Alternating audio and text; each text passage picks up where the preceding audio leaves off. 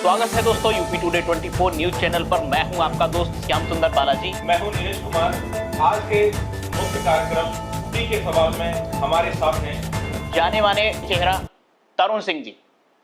तरुण सिंह जी से आज हम चर्चा करेंगे। जैसा कि राजनीति के गलियारों में सरगर्मी तेज हो चुकी है, लोग मैदान में उतर रहे हैं। अभी तक तरुण सिंह जी समाज सेवा के क्षेत्र में काफी सक्रिय रहे हैं। तो अभी हमने रास्ते में निकलते समय एक पोस्टर लगा देखा था जिस पर तरुण सिंह जी का भी पोस्टर था। तो आज हम सवाल करते हैं तरुण सिंह जी से कि आखिर राजनीति में आने का क्या कारण रहा है।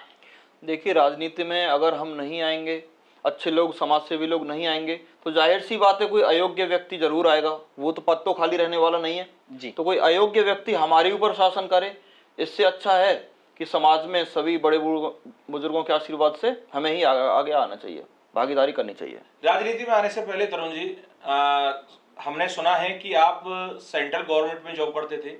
जी जी जी, बिल्कुल सही सुना है। मैं एयरफोर्स में 2014 में भर्ती हुआ था और वो मेरे जीवन की पहली ही भर्ती थी जिसमें मुझे कामयाबी मिली थी। अभी आप एयरफोर्स में जॉब कर रहे हैं या कोई और आपका काम है जो राजनीति में आना चाहते हैं? नहीं, मैं एक सोशल मीडिया इन्फ्लुएंसर की तरह काम कर रहा हूँ, जिसमें कि ज्यादातर मेरी टीम काम करती है। आपको मेरी वीडियो बहुत कम मिलेंगी जी। तो नौकरी के साथ साथ वो काम मैंने शुरू किया था जी। और 2022 में मैंने नौकरी से इस्तीफा देके अभी मैं फुल टाइम राजनीति में, अपनी समाज सेवा में और अपने सोशल मीडिया के काम को देखता हूँ। देखिए सर, अनेक लोग, अनेक चेहरे, अनेक जो धनाढ़ लोग हैं वह भी इस राजनीति में सक्रियता करते नजर आएंगे। अभी चुनाव जैसा आने वाला है, तो आपको क्यों और क्या लगता है कि आपको लोग पसंद करेंगे? देखिए, बाकी के लोग सिर्फ चुनाव लड़ने आते हैं जी और वो विकास कराना चाहते हैं, लेकिन स्वयं का विकास करने पर उनको ज्यादा ध्यान रहता है। तो हम सिर्फ राजनीति करने, सिर्फ चुनाव लड़ने नहीं आए, हम तो समाज में घूम रहे हैं, काम करा रहे हैं। जो अत्यंत जरूरतमंद लोग हैं उनकी आज भी मदद कर रहे हैं और आने वाले समय में अगर हमको चुनाव में कामयाबी मिलती है तो उस मदद में हो सकता है 5 या 10 गुने की वृद्धि हो जाएगी। अदरवाइज जिस तरीके से हम आज समाज में काम कर रहे हैं वो तो हमारा अनवरत तरीके से ऊपर वाले की कृपा से चलता रहेगा। समाज सेवा करने का जो आपका एक जुनून है, समाज सेवा तो आप एयरफोर्स में रहकर भी कर सकते थे। जी जी। आपने राजनीति को ही क्यों चुना समाज सेवा करने के लिए? देखिए, जो एयरफोर्स है, चूंकि है तो सेंट्रल गवर्नमेंट की नौकरी, लेकिन लास्ट में नौकरी ही है तो वहाँ पर हर एक नौकरी में बहुत ही सीमित संसाधन होते हैं। तो सीमित संसाधनों से आप सिर्फ अपने परिवार की मदद कर सकते हो, वो भी एक छोटे 5 सदस्यों के परिवार की। लेकिन अब चूंकि मैं अपने पूरे क्षेत्र को अपना परिवार के रूप में मानता हूं तो पूरे परिवार की मदद करने के लिए ये सोशल मीडिया से, ऑनलाइन बिजनेस के माध्यम से मैंने थोड़े संसाधनों की व्यवस्था अच्छी की, जिससे कि ज्यादा संसाधन होंगे तभी मैं क्षेत्र में मदद कर पाऊंगा लोगों की। देखिए सर, जैसे जैसे चुनाव का माहौल आता है, क्षेत्र में समाज सेवियों की संख्या बढ़ जाती है। तो ऐसा क्या है कि आपको लोग समाज सेवी मानते हैं या सिर्फ आप पोस्टरों पर समाज सेवी लिखने के लिए ही ये समाज सेवी शब्द यूज कर रहे हैं? जी जी, ऐसा नहीं है। चुनाव तो बहुत बाद की बात है। मैं तो सन 2010 में जब मैंने 10वीं पास की थी जी, उसके बाद से ही बच्चों को ट्यूशन पढ़ा के, गरीब बच्चों को फ्री ऑफ कॉस्ट ट्यूशन पढ़ाता था। आर्थिक रूप से कमजोर होते हुए भी मैं बच्चों को ट्यूशन पढ़ा के एक तरीके से समाज में अपना योगदान देने का प्रयास करता था। तो मैं तब से लेके आज तक शिक्षा के क्षेत्र से जुड़ा हुआ हूँ। नौकरी लगने के बाद जब मैं छुट्टी पे आता था तो मैं सरकारी स्कूलों में बच्चों को पढ़ाने जाता था। अभी मुझे ईश्वर ने किसी लायक बनाया तो अभी मैंने बाद में आके बच्चों को साइकिल वितरित करना भी शुरू किया। कॉपी पेंसिल बांटना मैंने 2018-19 से शुरू कर दिया था। 2022 में मैंने साइकिल वितरित करना भी शुरू किया। इसके बाद अभी आप देखेंगे 2024 आते आते मैंने लैपटॉप वितरण भी शुरू कर दिया है। इसके अलावा अब 2025 के बाद मैंने एक और नया काम शुरू कर दिया है इन सभी कामों के साथ साथ, कि 500 रुपये महीने की छात्रवृत्ति, जो बच्चे विद्यालयों में, सरकारी विद्यालयों में टॉप करते हैं उनको छात्रवृत्ति का काम भी शुरू करूंगा। तो सिर्फ राजनीति के लिए मैं नहीं आया हूं, मैं तो जो समाज में, जो समाज सेवा, जो बाकी के समाज सेवी, जैसा कि आपने कहा कि चुनाव के टाइम पे बहुत सारे समाज सेवी आ जाते हैं, तो मैं तो पिछले 15 साल से, 2010 से, जब मैं बच्चा ही था तो उस टाइम क्या मैंने चुनाव के बारे में सोचा होगा। मैंने तब से लेके आज तक समाज सेवा में योगदान करना शुरू किया।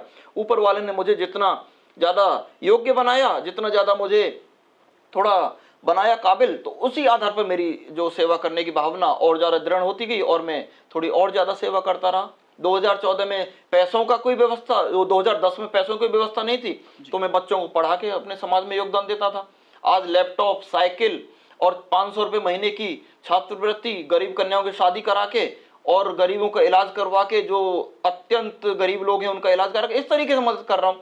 तो ये तो जो प्रभु मुझे जिस लायक बना रहे हैं मैं उस तरीके से मदद कर रहा हूँ। बाकी कोई भी आज तक इतना गरीब कोई नहीं, जैसा कि 2010 में हम बहुत ही आर्थिक रूप से कमजोर स्थिति थी मेरे परिवार की, लेकिन उस टाइम पर भी मैं समाज के लिए कुछ ना कुछ करता था। मैं युवाओं को भी ये बोलना चाहता हूँ, हर किसी को, कि आप इतने गरीब कभी नहीं होते कि समाज को कुछ ना कुछ ना दे पाए। आप हमेशा इस स्थिति में तो रहते ही हैं कि कुछ ना कुछ तो आप दे सकते हैं, बस इच्छा शक्ति हो। क्या तरुण कुमार जी, राजनीति में आने के लिए आपने किसी पार्टी का दामन थामा है या बिना पार्टी के आप राजनीति में आए हैं, आना चाह रहे हैं, क्या मकसद है? जी देखिए, पार्टी, देखिए साधारण सी बात है, मेरे पास 24 घंटे ही हैं एक दिन में जी। अगर मैं किसी पार्टी का दामन थामूंगा तो जाहिर सी बात है 24 घंटे में कुछ समय मुझे पार्टी के लिए भी देना होगा, पार्टी के अधिकारियों से मिलना होगा, जो भी वहाँ के जो पदाधिकारी हैं, और पार्टी के झंडे उठा के रैलियों में जाना पड़ेगा। लेकिन मैं चाहता हूँ, मैं पूरा ज़्यादातर समय अपना क्षेत्र को देना चाहता हूँ, इसलिए मैं अभी तक किसी भी पार्टी से नहीं जुड़ा हूँ। और मैं सिर्फ अपनी समाज में अपने बुजुर्गों से मिलने में मुझे अच्छा भी आनंद भी मिलता है। तो अपने हफ्ते के पूरे 24/7 में सिर्फ समाज में बड़े बुजुर्गों के बीच में ही रहना चाहता हूँ। बुजुर्गों से बात करके मुझे अच्छा लगता है, मैं हमेशा उनसे मिलना, उनसे बात करना मुझे अच्छा लगता है, मैं वो करता हूँ। नहीं तो सर, आपने इतने सारे काम गिना दिए हमें कि आपने साइकिल वितरित की है, आपने गरीबों की मदद की है, आपने पेशेंट का इलाज कराया है, किसी का घर बनवाया है, आपने बहुत सारे काम बनाए। तो मेरा सवाल यह है कि जब आप नौकरी भी छोड़ चुके हैं तो आप इतने सारे जो खर्चे हैं वो कैसे वहन करते हैं? देखिए, सोशल मीडिया में बहुत पावर है, और ये मैं एक उदाहरण नहीं इकलौता उदाहरण हूँ। आपको हर एक गांव में इस तरीके के उदाहरण मिलेंगे कि उस बच्चे ने यूट्यूब, इंस्टाग्राम के माध्यम से कुछ घर में बैठे बैठे वीडियो डालना शुरू किया और वहां से उसने धन अर्जित करना शुरू किया। आप देखेंगे कि भट्टे पर एक मजदूर करते हैं, एक मजदूरी कर रहा है, एक लड़की है, लड़का है, और उसने साथ साथ भट्टे की ईंट पाथते पाथते उसने वीडियो डालनी शुरू की। आज उसके पास क्या कुछ नहीं है, वो सभी की मदद कर रही है लड़की, और खूब सारा पैसा कमा रही है, बिहार से है लड़की। तो सोशल मीडिया की शक्ति को कम मत आंकिए आप, सोशल मीडिया पर आप भी आइए, फ्री ऑफ कॉस्ट आपको एक ट्राई करने का अवसर मिल रहा है, आप प्रयास कीजिए और कोई भी कामयाब हुई है। इसके अलावा मेरे पास प्लस पॉइंट ये रहा कि 2014 में भर्ती हुआ एयरफोर्स में, 2016 में ट्रेनिंग पूरी की, उसी समय पर जियो की जो डिजिटल क्रांति आई, सभी के पास इंटरनेट फ्री ऑफ कॉस्ट आ गया, तो ये क्रांति की शुरुआत हुई। उस सही समय पर मैंने क्योंकि शुरुआत कर दी तो मुझे उसका एक फायदा मिला और मुझे कामयाबी मिली उसमें। तरुण कुमार जी, राजनीति में क्या आपसे पहले आपके परिवार से या कोई रिलेटिव आपसे पहले थे राजनीति में? जो आपने राजनीति में आने का जज्बा कहाँ से मिला आपको? देखिए, मेरे परिवार में कोई नहीं था, मेरे परिवार वाले इससे खुश भी नहीं है कि मैं राजनीति में जाऊं, लेकिन चूंकि मैं समाज सेवा के कार्य बचपन से ही करता आया हूं, जब मेरी 9 उम्र का बच्चा था, 10वीं पास जब मैंने की थी तब से, और आज तक समाज सेवा के कार्य, जब मुझे थोड़ा सा पैसे की आर्थिक स्थिति मेरी ठीक हुई तो मैंने उस माध्यम से कार्य किए। तो मेरे जो बड़े बुजुर्ग हैं, क्षेत्र के लोग हैं, जो भी भाई बंधु हैं, उन लोगों ने मुझे बार बार बोला। जब वो लोग बार बार बोलते रहे, क्योंकि मेरा कोई इतिहास नहीं है राजनीति में, मैंने बहुत समय तक उनको इग्नोर भी किया, लेकिन जब वो बार बार बोलते रहे, मुझे एक बुजुर्ग थे, उन्होंने समझाया कि भाई अगर आप अच्छे लोग राजनीति से दूर भागोगे तो उसका दुर्भाग्य ये होगा कि कोई ना कोई अयोग्य व्यक्ति, भ्रष्ट व्यक्ति आपके ऊपर आके शासन करेगा। तो उनकी बात मेरे दिल को लगी, मेरे दिमाग पे प्रहार किया, तो मुझे लगा इसमें एक और प्रयास करना चाहिए मुझे। तो मैं इसके साथ साथ आपसे ये सवाल भी पूछना चाहूंगा कि आपने बताया कि आप बहुत लंबे समय से सोशल वर्कों से जुड़े हैं, सामाजिक कार्य कर रहे हैं, तो क्या पहले से आपके दिमाग में ये चलता था कि आप राजनीति में आएंगे? नहीं, मैंने आपको बताया कि मेरा चुनाव को लेके एक 10वीं 11वीं में पढ़ने वाला बच्चा राजनीति के एंगल से क्या सोचेगा, जो कि गरीब परिवार से बच्चा आता हो, उस एंगल से मैंने कभी नहीं सोचा था। ये तो जब मैं नौकरी से रिजाइन दे के आया तो मेरे क्षेत्र के बुजुर्गों को, युवाओं को लगा कि मैं आर्थिक रूप से संपन्न हूं और मैं चुनाव में आ सकता हूं। उनको एक मुझ में कुछ उम्मीद दिखाई दी, उन्होंने देखा मैं समाज के लिए कार्य करने में भी पीछे नहीं हटता हूं, पैसा खर्च करने में, ये किसी गरीब का इलाज कराने में या गरीब बच्चों की सरकारी विद्यालयों में मदद करने, जब उनको लगा कि ये किसी भी चीज में पीछे नहीं हट रहा है तो ये राजनीति में आने लायक है, इसलिए सभी युवाओं ने मिलकर मुझे इस तरीके से प्रोत्साहित किया। तरुण कुमार जी, अभी जैसा कि कुछ लोगों का मानना है कि राजनीति में आने का जो मकसद है, राजनीति में जो आने का मकसद है वो अपने शौक कहीं और ना पूरे करके पैसा कमाना, एक पावर पाना, ये राजनीति में ही आने से इंसान सोचता है। तो आपका जो मेन मकसद है वो राजनीति में जो आने का है वो पावर कमाने का है या जनता के प्रति सहानुभूति निभाने का है? नहीं, देखिए, ऐसा कि पावर की इसमें कोई बात नहीं है। मैं आज भी जाता हूं तो बिना जाति धर्म देखे, बिना अमीरी गरीबी देखे, जो मुझसे उम्र में बड़ा है, जिसने इस धरती पर मुझसे पहले नाज खाया है, मैं उसके जाके पैर छूता हूं। जो भी माताएं बहनें होती हैं सभी के पैर छू के आशीर्वाद लेता हूँ। तो पावर और वो सारी चीजें तो कहीं दूर दूर तक मेरे माइंड में, मेरे दिमाग में कहीं भी आई नहीं है। जैसा कि कहीं नेताओं के नाम के पीछे लगा हुआ है, फलाने नेता बाहुबली, जी, कई जगह के नेताओं के नामों के पीछे बाहुबली लिखा हुआ है, बहुत दिग्गज लिखा हुआ है।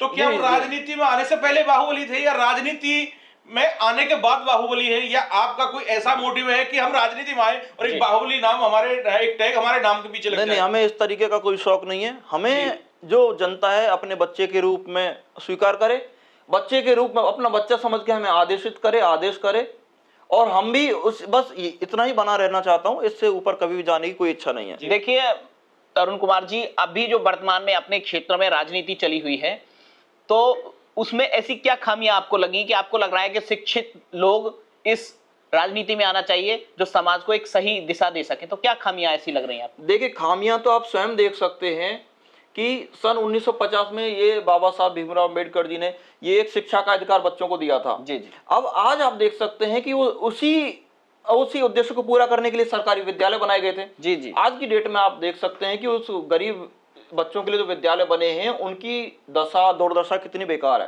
तो आप देख सकते हो, और वो अनवरत तरीके से और ज्यादा डाउन होती जा रही है, और सरकार इन विद्यालयों को सही करने की अपेक्षाकृत क्या कर रही है, बोल रही है कि इनको बंद कर दो, इनकी जरूरत नहीं है। भारी संख्या में विद्यालय बंद हो रहे हैं।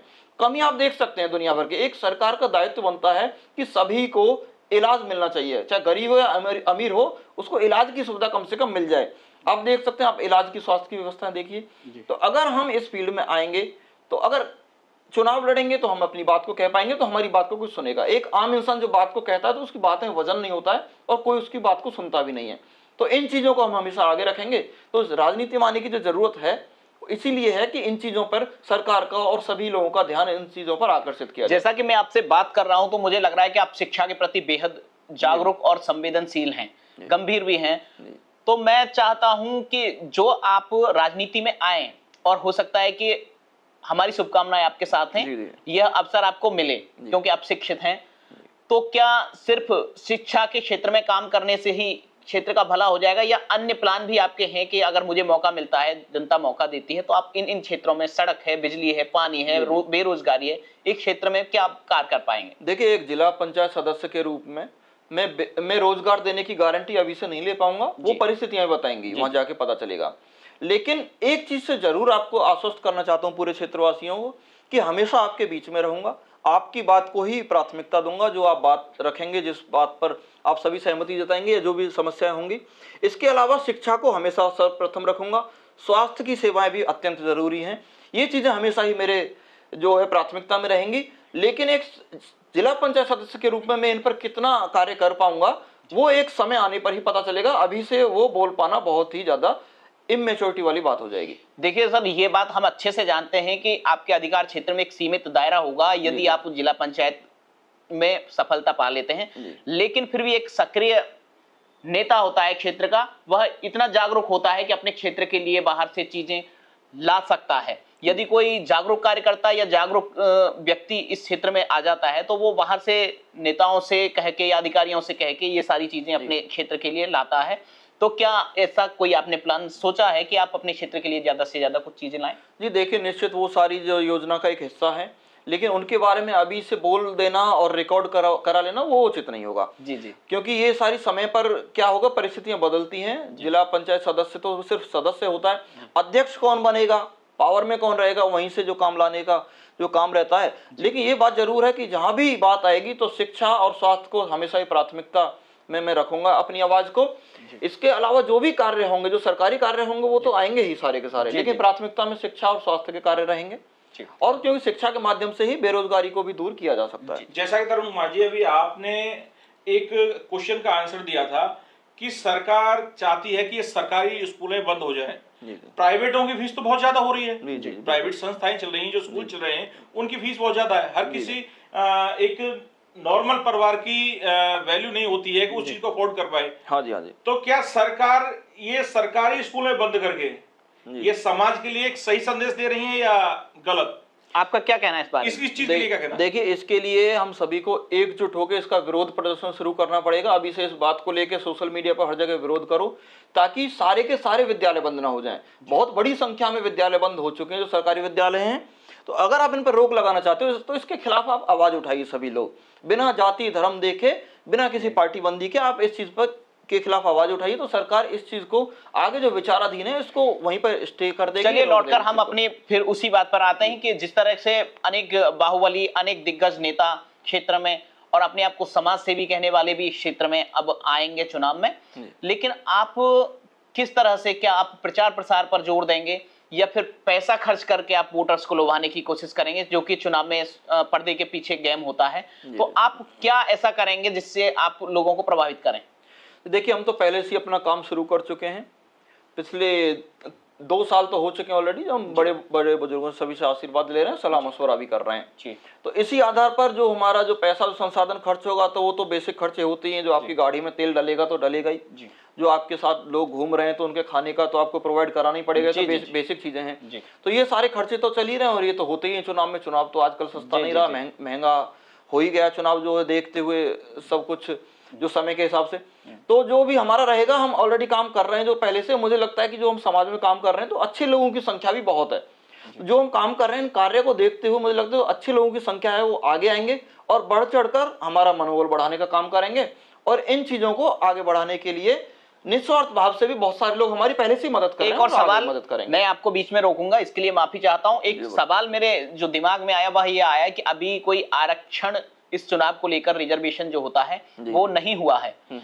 आप समाज के कार्य कर रहे हैं, सामाजिक कार्य कर रहे हैं, यदि आप जिस भी वर्ग से आते हैं आपके हिसाब से आरक्षण नहीं मिल पाता है, तो क्या ये सामाजिक कार्य जारी रहेंगे या फिर रोक देंगे? नहीं, देखिए, जो सामाजिक कार्य हैं, मैंने आर्थिक रूप से कमजोर होने के बावजूद भी 2010 से लेके आज तक ये सामाजिक कार्य लगातार चल रहे हैं। ये एक अलग बात है कि मैं थोड़ा आर्थिक रूप से मजबूत हुआ हूं तो उनमें वृद्धि आ गई है सामाजिक कार्यों में जी। तो ये तो कभी भी रुकने वाला नहीं है, ऊपर वाले की कृपा से तो हमेशा चलेगा। और जो चुनाव, जैसे कि आप आरक्षण की बात कर रहे हैं, अगर चुनाव एससी में जाएगा तो फिर मैं जिला पंचायत लड़ ही नहीं पाऊंगा, वो ये भी एक सच्चाई है जी। लेकिन जो हमारे कार्य चल रहे हैं इनमें कभी भी कमी नहीं आएगी, ये लगातार ऐसे ही चलेंगे। हाँ, अगर चुनाव लड़ते हैं और जीत जाते हैं तो इनमें 5 या 10 गुने की वृद्धि तो होगी जरूर जी। 100% वृद्धि होगी, इस बात को मैं आपको निश्चित तौर पर आपको विश्वास दिलाना चाहता हूँ।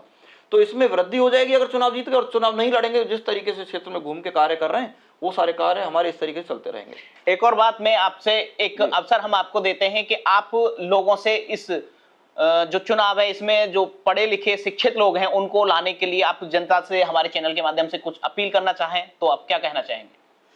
जी देखिए, मैं सभी जनता से एक अपील करना चाहूँगा कि आप एक अच्छा संदेश दीजिए। अभी तक हमारा क्षेत्र सब बदनाम है कि सिर्फ दारू पीकर हम वोट दे देते हैं, तो इस बदनामी को दूर कीजिए ताकि अच्छे लोग भी आगे बढ़ चढ़कर राजनीति में हिस्सा लें और अच्छे कार्य करने के लिए प्रेरित हों। अगर आप जो समाज सेवा के लिए जो भी इंसान है, चाहे मैं हूँ या मुझसे ज़्यादा कोई और कर रहा है, अगर आप उसका मनोबल नहीं बढ़ाएंगे, उसका साथ नहीं देंगे, तो ये गलत संदेश जाएगा अगली बार के लिए कि भाई समाज सेवा करने से कोई फायदा नहीं है, सिर्फ लास्ट के लिए पैसा बचा के रखो और लास्ट में दबा के दारू बांट दो, तो आप चुनाव जीतने की संभावना आपकी बढ़ेगी। तो इस तरीके की जो अवधारणा है, मैं उम्मीद करता हूं कि मेरा क्षेत्र इस अवधारणा को तोड़ेगा और एक संदेश पहुंचाएगा पूरे उत्तर प्रदेश में कि नहीं, अच्छे कार्य करके भी, सामाजिक कार्य करके भी आप चुनाव जीत सकते हो। जो खर्चा आप दारू में खर्च करोगे, उस खर्चे को आप गरीबों में और समाज सेवा के अच्छे कार्यों में, कोई बीमार है तो उनको इलाज करा के भी उस पैसे का सदुपयोग करो और उसके आधार पर भी जनता आपको पसंद करेगी और आपके कार्यों को आगे बढ़ाएगी, मनोबल बढ़ाएगी और आपको चुनाव जिताने का कार्य करेगी। इस तरह का संदेश हमारे क्षेत्र की जनता दे, यही उम्मीद करता हूँ, यही प्रार्थना भी करता हूँ। जी बहुत बहुत धन्यवाद तरुण सिंह। मैं हूँ श्याम सुंदर बालाजी और मेरे साथ थे मेरे सहयोगी नीरज कुमार। आज बात हो रही थी तीखे सवाल में जाने माने और जाने पहचाने चेहरा तरुण सिंह जी।